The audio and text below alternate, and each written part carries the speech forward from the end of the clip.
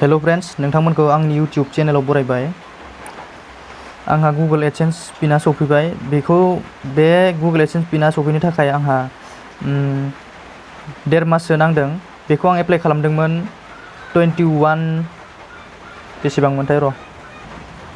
21 जुलाइआव। ओमफ्राय बियो सफैदों 5 सेप्तेम्बराव। दायो आं बेखौ नोंथांमोननि सिगाङावनो भेरिफाइ खालामना दिन्थिगोन। भेरिफाइ खालामनायनि सिगां आं बेयावहाय पिनखौ नोंथांमोननो देखायगोन। दा आं बेखौ बिसिखाबाय। दायो आं पिनखौ देखायनो।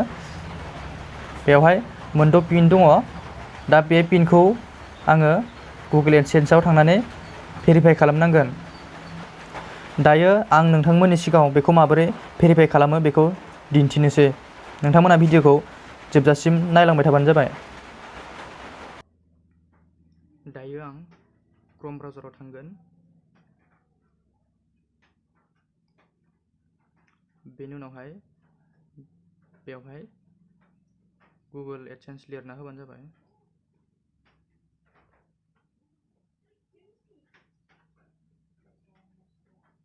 बेनि उनावहाय सार्च खालामदो। दायो गुगोल एडसेन्स आर्न मानि फ्रम वेबसाइट मनेटाइजेशन होननायाव नैबेयाव थुनानै होदो।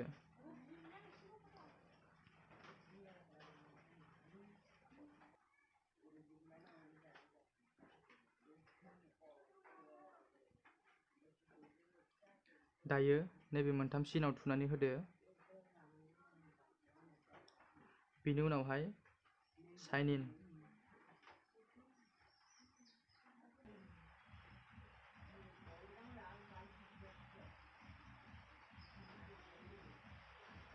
दायो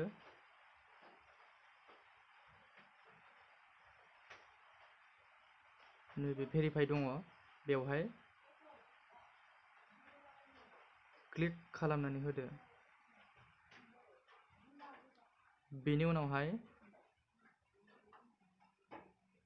दायो पिनखौ जोङो होनोसै। आङो होनोसै।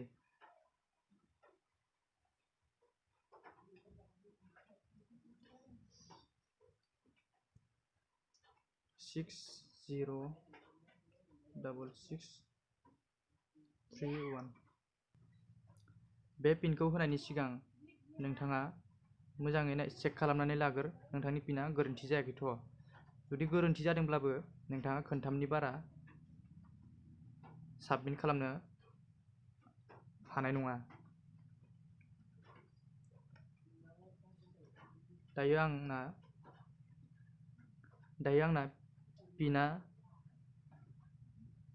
थिगानो जाबाय। दायो आं साबमिट खालामनोसै। Submit. Your billing address has been verified. बहा थांखो? आया।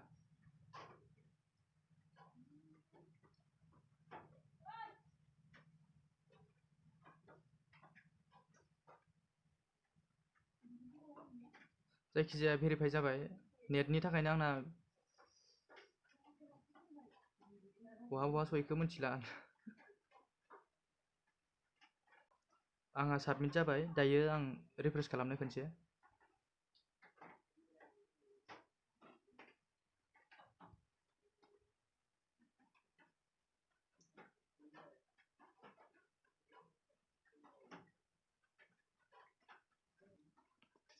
नोंथाङा बे पिनखौ बोरैहाय मोनगोन होनब्ला, नोंथांनि गुगोल एडसेन्सआव जेब्ला $10 जायो, अब्ला नोंथाङा बे पिनखौ मोननो थाखाय एप्लाइ खालामनो हागोन।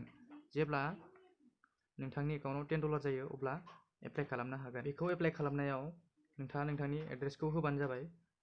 एड्रेसखौ होब्ला नोंथांमोना बे एडसेन्स पिनखौ मोननो हागोन।